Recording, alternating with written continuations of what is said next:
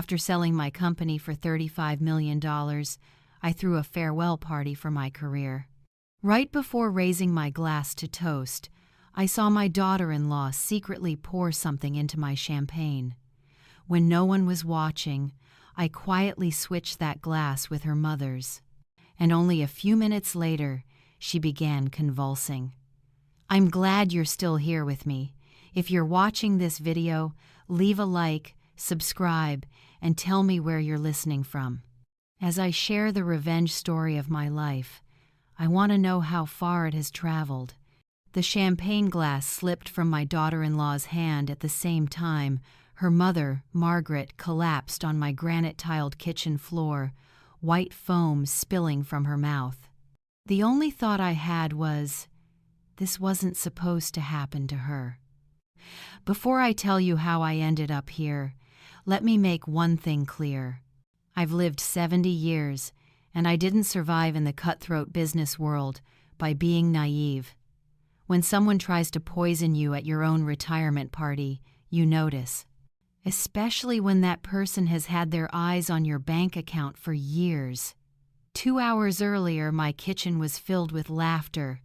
I had just sold my consulting firm for $35 million. Not bad for a business I built from nothing after my husband died 15 years ago. My son, Daniel Williams, insisted on the party. Mom, you deserve to celebrate. Let Olivia handle everything, you just rest and enjoy. I should have been suspicious when Olivia volunteered to host. A woman who normally complained about loading the dishwasher suddenly turned into Martha Stewart, arranging flowers, polishing glasses as if her life depended on it. And maybe it did. The party was beautiful. About 30 guests, colleagues, a few neighbors, a handful of relatives. Olivia even hired a bartender. Nothing is too much for you, Barbara, she said, squeezing my arm with nails more expensive than most people's grocery bill. I was chatting with an old business partner when I noticed Olivia by the champagne table, glancing around before pulling a tiny vial from her purse. My heart froze as she poured it into the chipped rim glass, the one I always used at parties. A smarter woman might have shouted, called the police, or confronted her. But I'd learned the best way to catch a snake is to let it think the prey is almost in its mouth. I smiled, nodding at my friend's market talk, and kept watching. Olivia picked up the marked glass, walked toward me with a mask of false concern. Barbara, you look tired. Have some champagne. You deserve it. I took the glass, thanked her, and waited. About 10 minutes later, while she was busy showing off her new bracelet to a neighbor, I quietly swapped glasses with Margaret, her mother, who stood nearby without a drink. Margaret, forgetful as ever, picked it up without a thought. Less than 5 minutes later, she commented that the champagne tasted odd, asked where I had bought it, then everything happened fast. I knelt beside Margaret as Olivia screamed for 911, her display of panic almost convincing. Almost. The problem with killers is they can't fake it when you know what to look for. What happened? Daniel rushed in, pale-faced, but I caught the quick glance he shot at Olivia. Just for a second, but enough. I don't know, Olivia sobbed, clutching my arm. She just collapsed. A minute earlier, her mother had been fine. The next, unconscious, but still breathing. Thankfully, the ambulance arrived quickly and took Margaret away on a stretcher. I watched my son's face. 32 years of being a mother had taught me to read him like the weather. And I saw it, a man watching his intricate plan crumble. Which hospital? I asked. Street Mary's. Are you family? They asked me. I nodded, glancing at Olivia, too busy pretending to panic to notice. I'll ride with her. Daniel cut in fast. Mom, no need. We'll handle it. You just stay here and take care of things. Keep the potential witness at home while they regroup. Ridiculous. No, Margaret is like family. I'm going. I grabbed my purse, my keys, and left before anyone could stop me. At the hospital, I stayed close enough to hear the doctors. Diagnosis: acute poisoning, cause unclear. One mentioned plant alkaloids specific enough to mean someone had done research into hard-to-trace toxins. Olivia paced the waiting room like a bee, designer heels clicking on the floor, while Daniel sat stiffly, his phone buzzing non-stop, unanswered. Terrible, Olivia kept repeating. Poor Mom. I patted her shoulder gently. These things can be confusing. The doctors will figure it out. Luckily, she didn't drink much, just a few sips. Olivia froze mid-step. Champagne? You think champagne caused it? Oh, probably not. I waved it off like an old woman being paranoid. But her face went white, her hands trembling as she lifted her coffee. Daniel watched every word, hawk-eyed. 3 hours later, the doctor reported Margaret was stable, though kept for observation. Can we see her? Olivia asked. Family only. She's sedated. Tomorrow, then. On the way out, Daniel walked beside me. Mom, why don't you stay with us tonight? After this, I'd feel better if you weren't alone. Concern on the surface. But I knew what they were really worried about, whether I suspected anything, and the answer was yes. That's kind of you, but I'll be fine. Remember, I have that new security system. I kissed his cheek, got in my car, and in the mirror saw him whispering urgently with Olivia. Back home, I poured myself a fresh glass of champagne and sat in my study. Time to find out what my family was planning and, more importantly, what I was going to do about it. I stayed up all night doing what I had mastered in 45 years of business: analysis. Not the kind on a computer, but with memory and vigilance. Margaret's poisoning wasn't random. Someone wanted me dead at my own party, making it look like a heart attack at age 70. Who would suspect otherwise? People expect a successful woman to collapse under stress after selling a company. But why?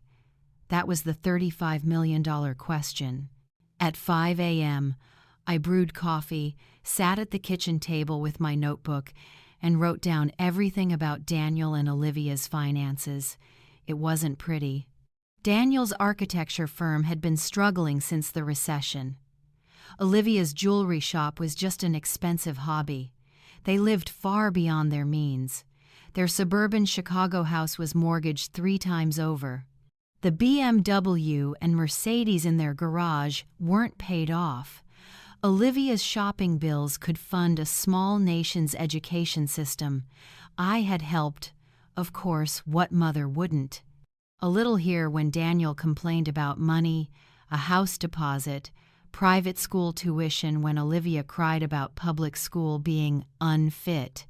Reviewing my checkbook, I realized I had given them nearly $200,000 in the last 5 years. I called them gifts. Investments in their happiness, never loans.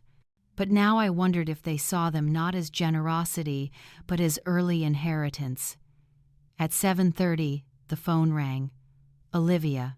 Barbara, I couldn't sleep all night, worrying about you. After what happened to my mom, I'm afraid something's wrong with the food or drinks. Are you feeling okay? So thoughtful, checking if the poison had worked. I'm fine. Have you heard from Margaret? The doctor says she might be discharged today. Probably just ate something bad before the party. You know her always taking pills on an empty stomach. Margaret had her habits, but carelessness with medication wasn't one of them. She arranged her pills like a military operation, labels and alarms in place. That's good, I said. I was worried it came from the night work. Party. Oh no, not at all. Olivia rushed. The doctor was clear. Not poisoning. Just coincidence. Strange how eager Olivia was to shut down any talk about what happened in my home, almost as if she feared anyone might test the champagne. I walked into the kitchen, looked at the still 3/4 full bottle Olivia had opened, sitting there innocently on the counter. I wondered what testing would show. Not that I needed proof, I knew what I saw, but evidence might be useful later. At 9 a.m. Sharp, the doorbell rang. Daniel stood there with a box of pastries from my favorite bakery, looking like the worried son. "Thought you'd like some breakfast," he said, kissing my cheek. "After last night, you probably didn't eat much." I let him in, brewed fresh coffee while he set pastries on plates. I watched him move around my kitchen, opening cabinets he'd known since childhood, scooping sugar without asking. A strange sadness welled up. He was still the little boy who once brought me wildflowers, proudly taped his crayon drawings to the fridge. When did that boy become the man who stood by while his wife tried to kill me? "How are you?" he asked, sitting across from me. "You know me, it takes more than a little scare to shake these old bones." I smiled, but his eyes didn't.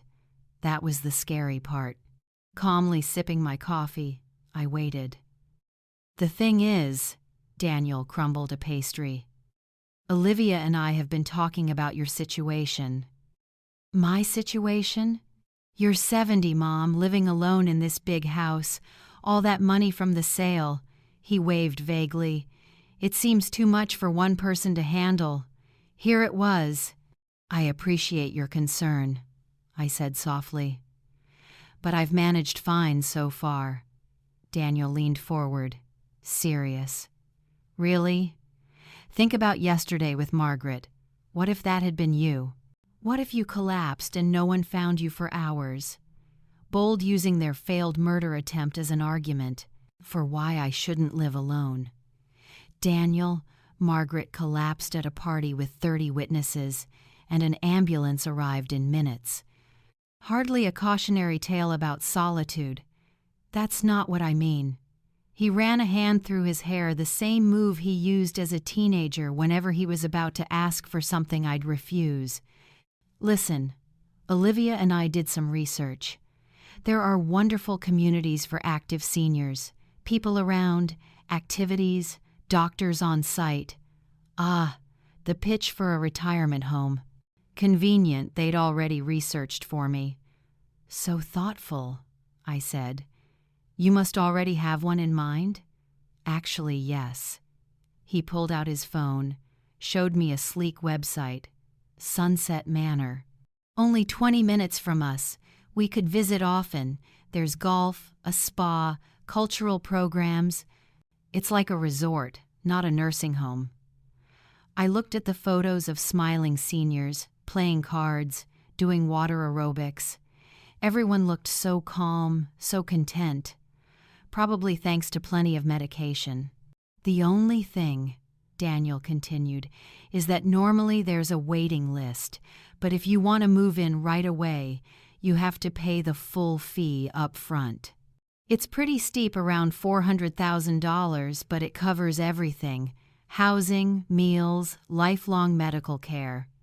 That amount would take a huge bite out of my cash. And once I was placed inside Sunset Manor, who would legally control the remaining $22 million? After taxes and settlement fees, roughly $22 million remained. Who would make decisions about me and my money? Sounds tempting, I said.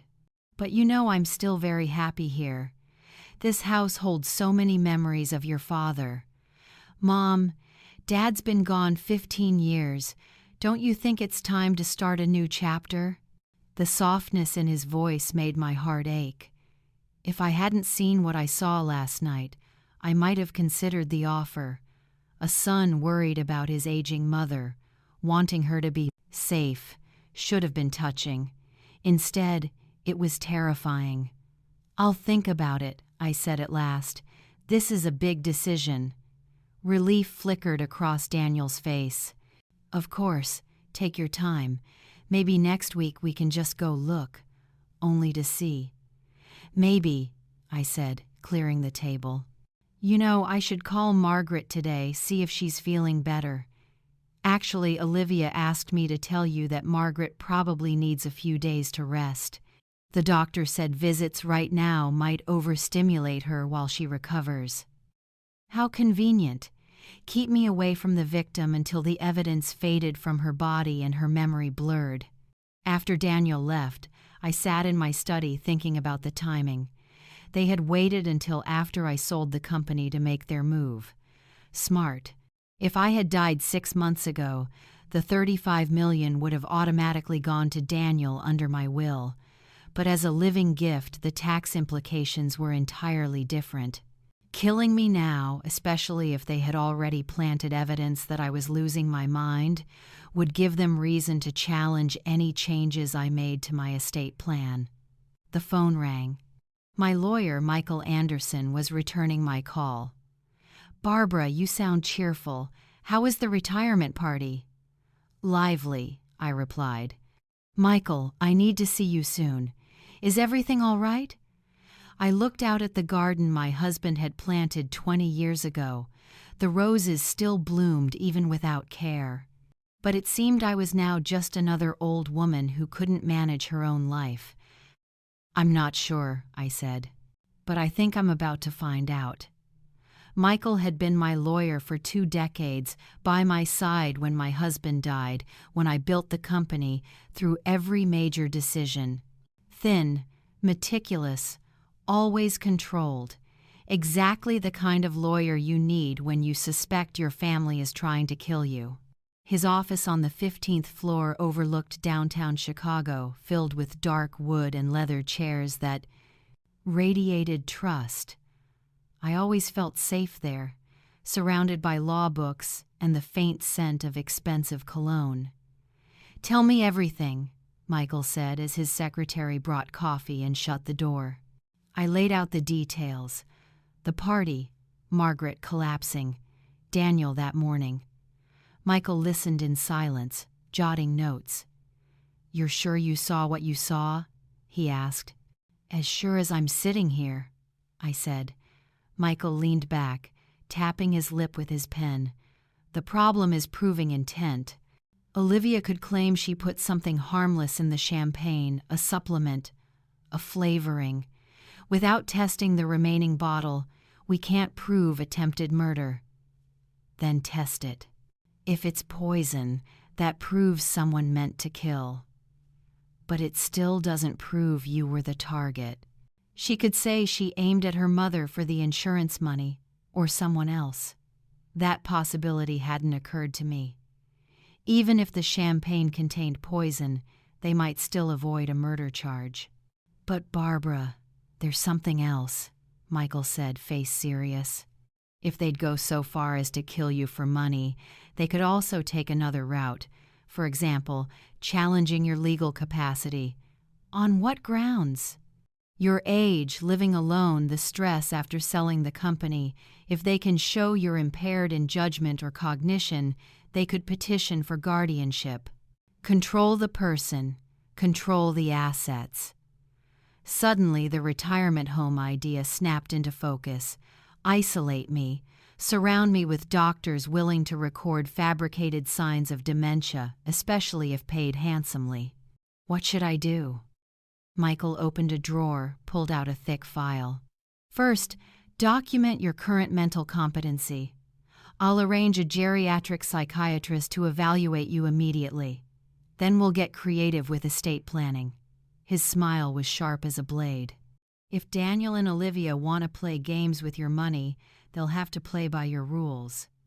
We spent the next 2 hours reviewing options, creating a trust that would be nearly impossible to contest, specifying exactly who did and did not have authority over me, setting up financial safeguards that would trigger audits if anyone tried unauthorized access.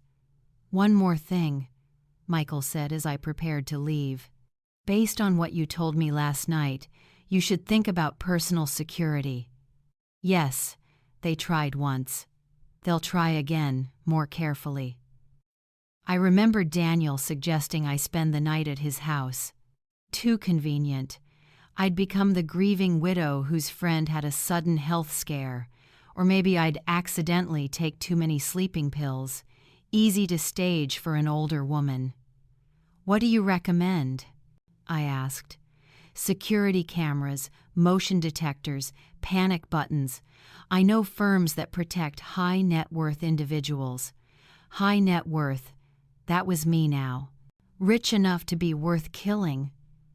On the drive home, I eyed every car in my mirror, wondering if someone was following me. Maybe paranoid, but as my husband used to say, it's not paranoia if someone really is hunting you. Back in my garage, my phone rang. Olivia's voice, awkwardly cheerful. "Barbara, just wanted to let you know my mom's out of the hospital. She's much better, though she barely remembers last night. The doctor said that's normal in cases like this. How convenient." I was glad Margaret was recovering. I wanted to visit the next day. "She's not ready for visitors yet. Maybe in a few days. I'll let you know." "All right, dear. Just tell her she's in my thoughts."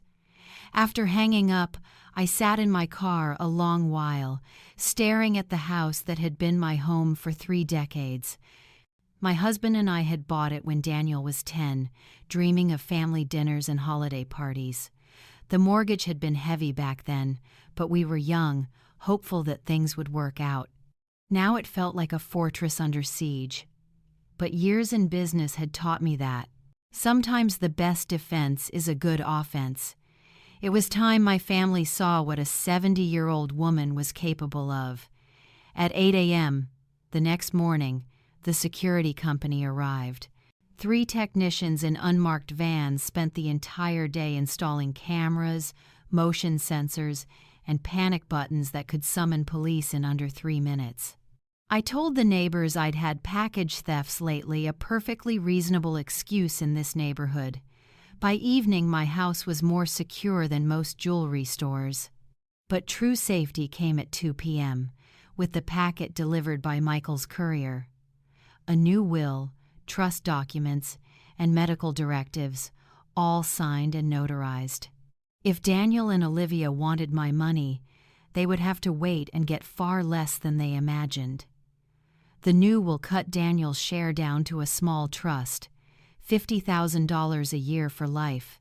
Enough for comfort, not luxury.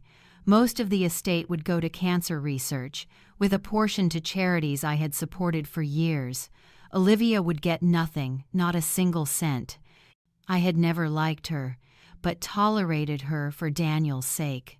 Attempted murder, however, was the final straw.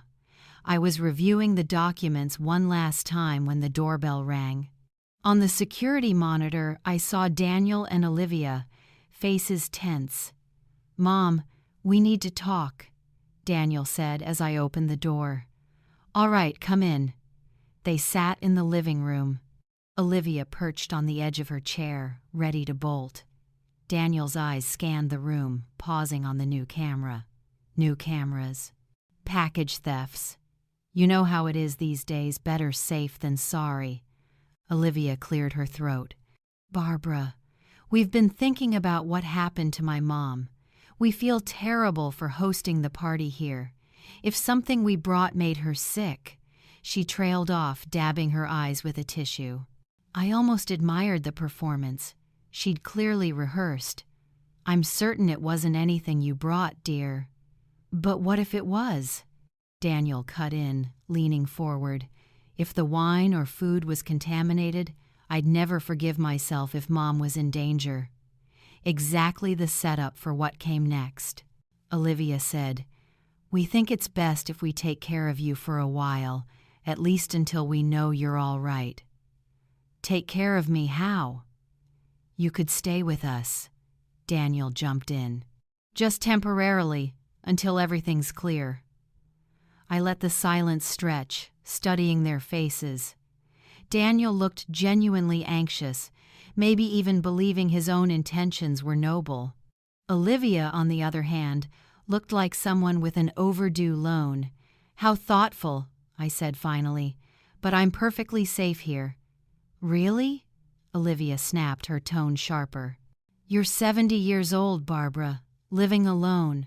What if something happened and no one knew for days?" The same argument Daniel had made yesterday, clearly reading from a script. "If you fell," Daniel added, "or had a heart attack. At your age, anything could happen. At my age, as if 70 meant already dead without knowing it." "You're right," I mused. "At this age, anything could happen, which is why today I updated my will." The air froze. "Your will?" Olivia asked, voice tight. "Oh yes, funny how a brush with death, even someone else's, makes you think about these things. I realized the old one was badly out of date." Daniel's face went pale. "What did you change?" I smiled the same smile I'd used when catching him lying at 8 years old. "Just a few small adjustments to reflect my current priorities. You understand." Silence filled the room. I could almost hear their minds racing, recalculating how tangled their plan had become. "Well," Olivia said at last, voice taut, "I'm sure you did the right thing." "I think so too." They left not long after, promising to visit again soon. On the security monitor, I watched them sit in their car for 10 minutes, arguing furiously. Olivia even called someone, waving her hands in anger. Daniel tried to snatch the phone, but she shoved him away. When they finally drove off, I poured myself a glass of wine and sank into my armchair. Tomorrow I would begin phase 2 of my plan.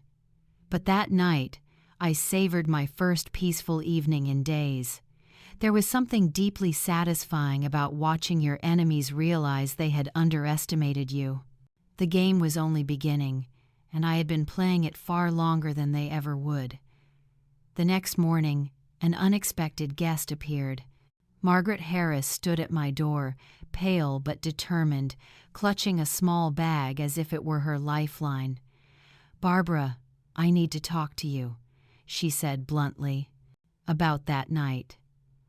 I invited her in, poured some tea, and studied her face for any lingering signs of poisoning.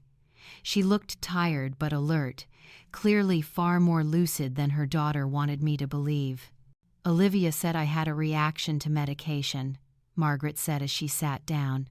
"But Barbara, for years I've only taken vitamins." "Interesting.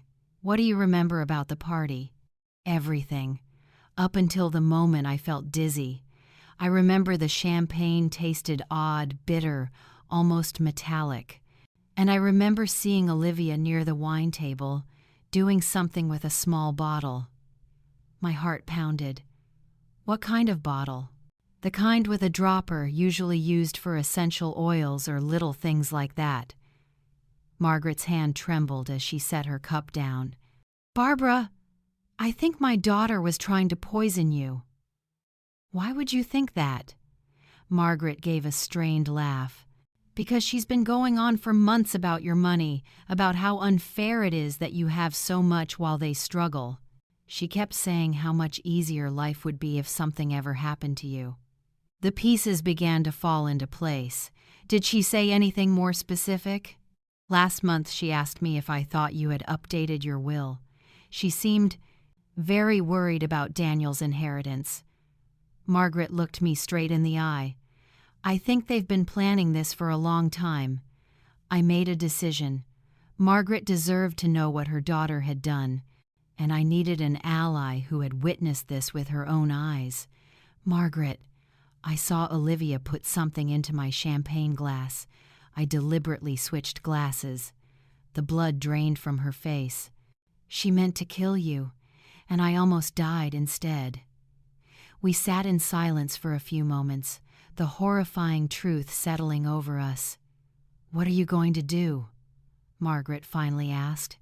"I'm going to give them exactly what they want, just not the way they expect."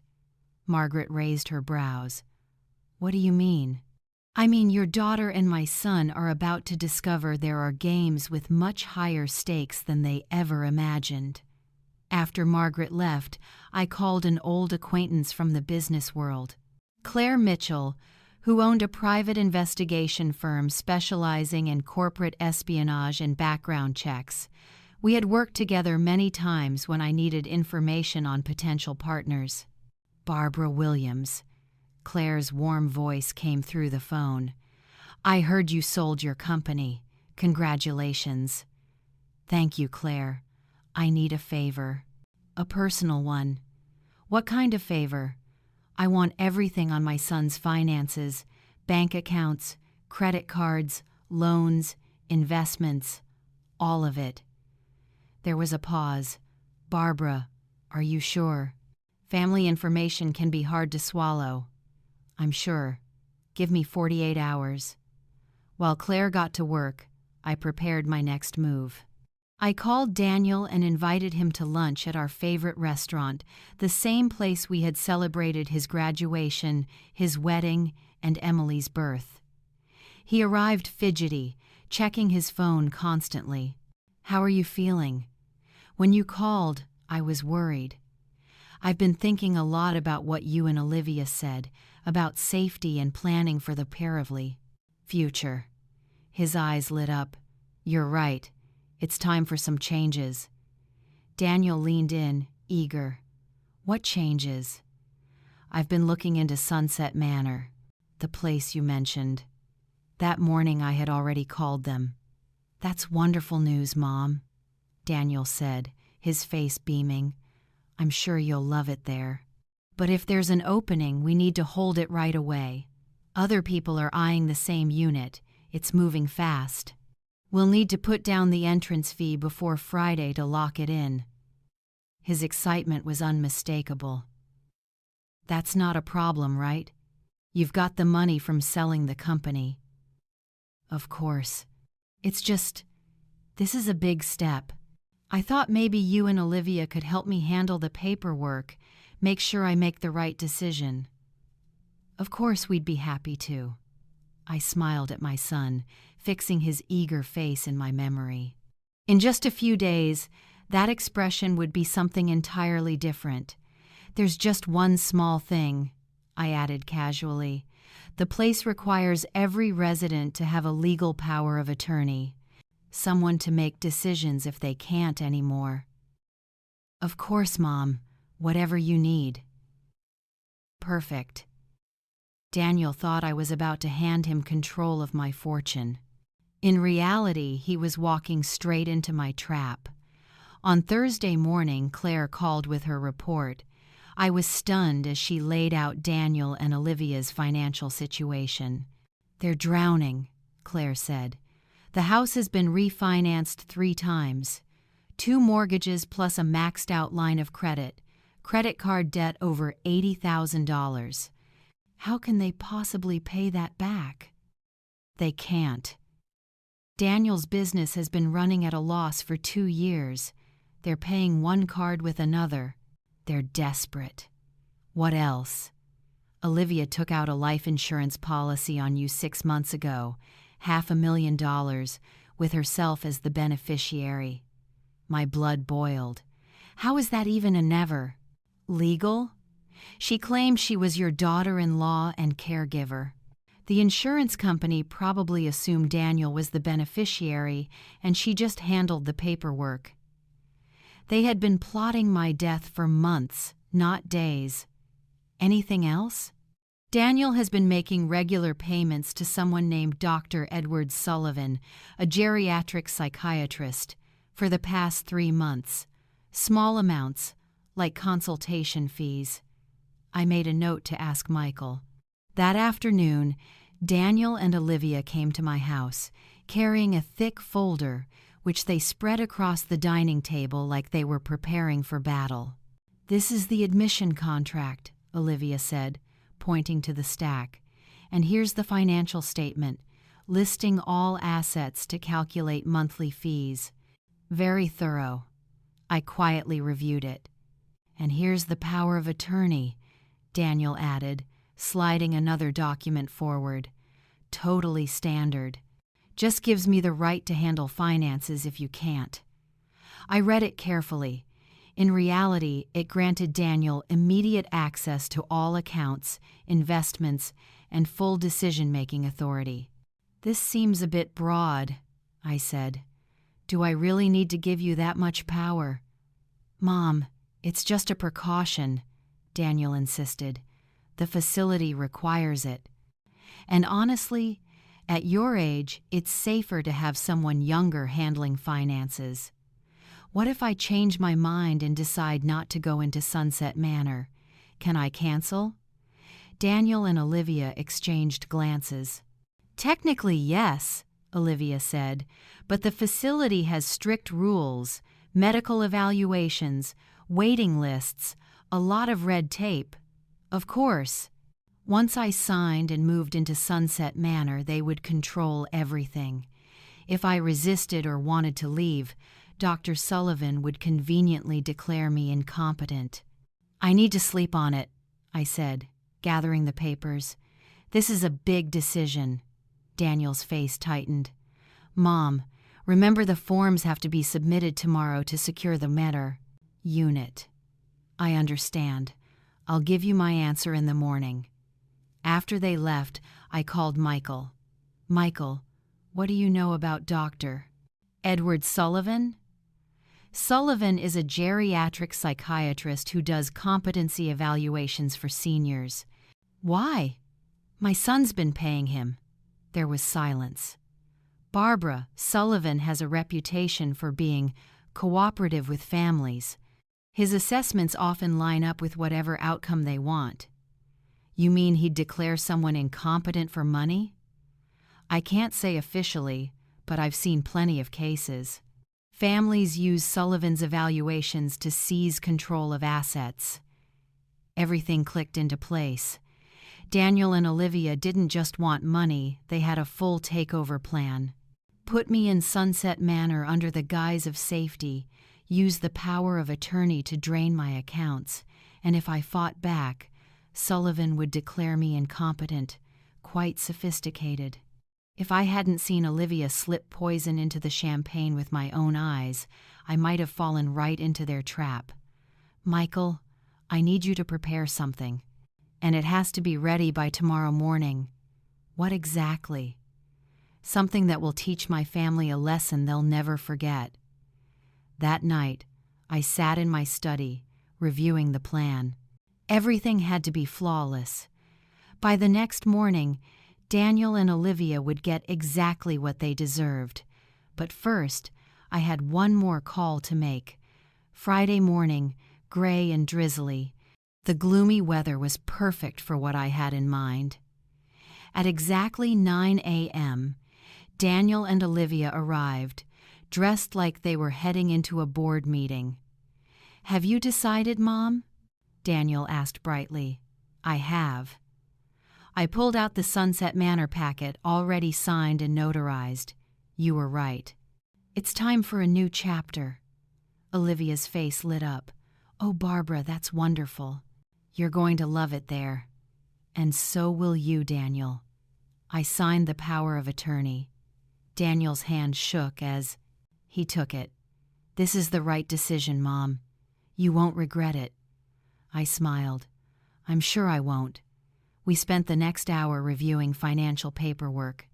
Olivia typed furiously on her laptop as I provided account numbers and access codes. Every few minutes, she and Daniel exchanged loaded glances, like children who couldn't believe Christmas had come early. "There's just one more thing," I said as we wrapped up. "I need to sign a few more papers with my lawyer before we finalize the transfer. Tax issues on large financial transactions." "Of course," Daniel said. "Do you want us to drive you to his office?" "Actually, he's coming here. Michael should be here any moment." Right then, the doorbell rang, but it wasn't Michael Anderson. It was Detective Anna Gomez, accompanied by a colleague I didn't recognize. "Mrs. Williams, I'm Detective Gomez. We need to talk to you about an incident that occurred at your home this week." Daniel shot to his feet. "What incident?"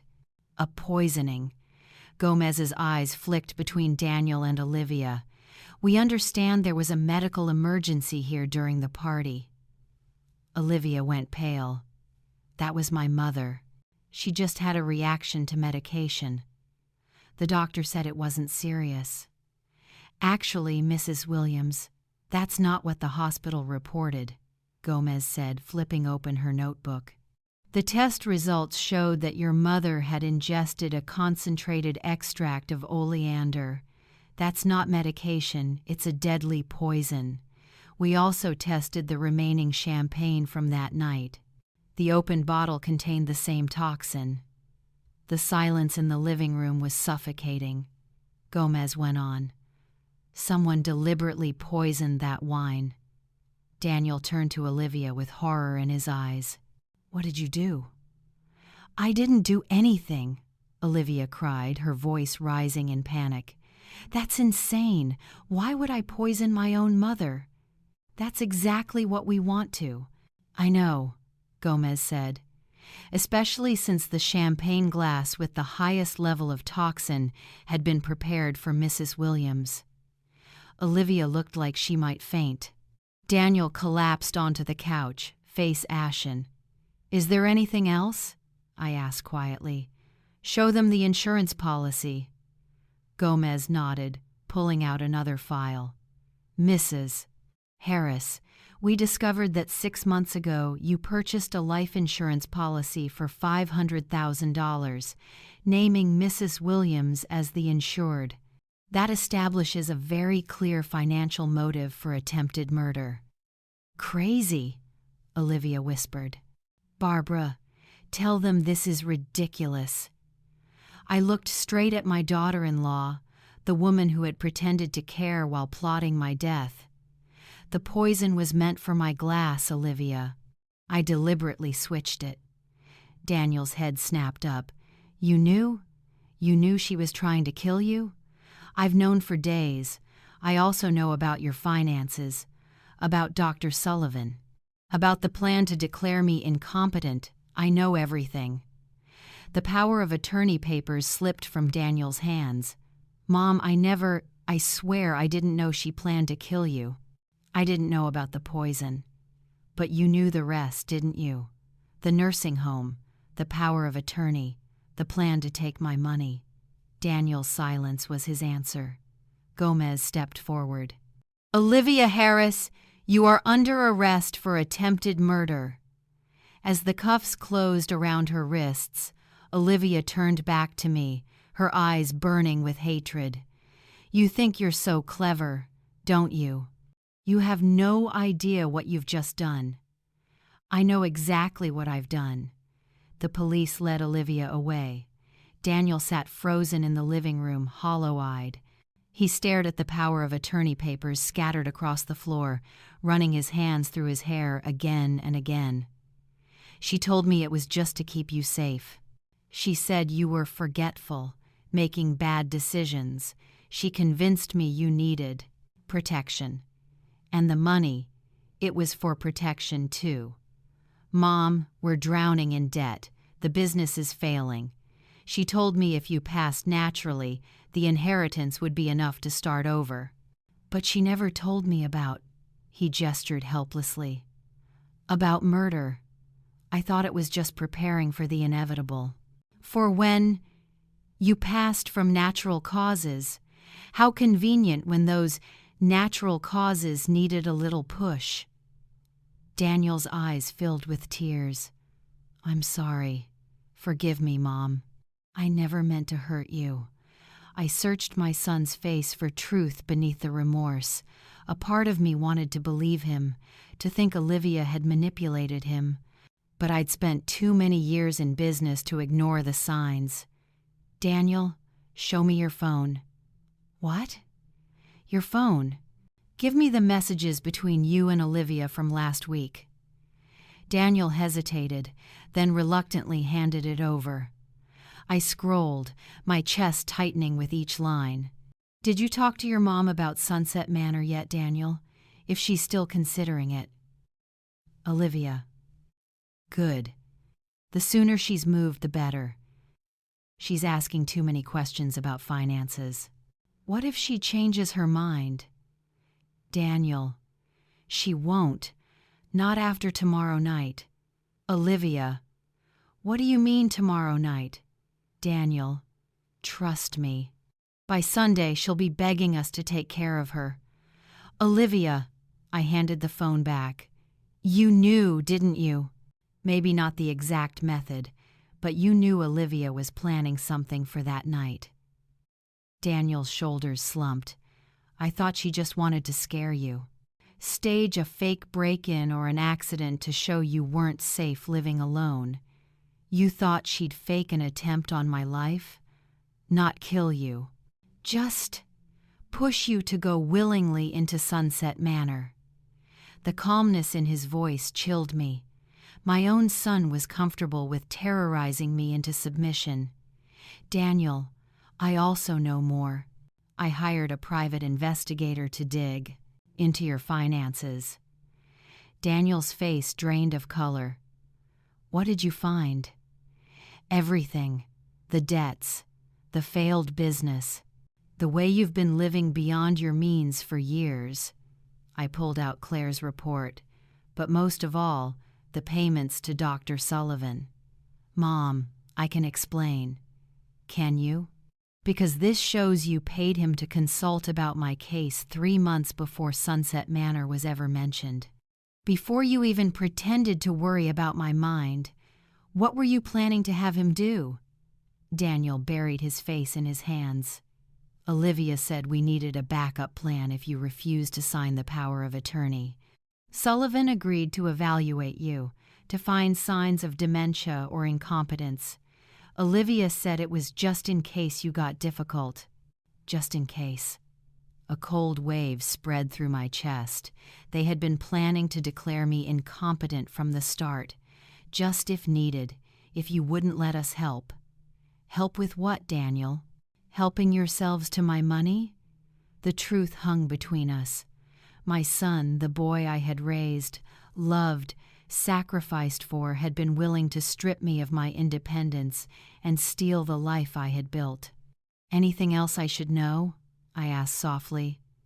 The papers you had me sign today, that power of attorney.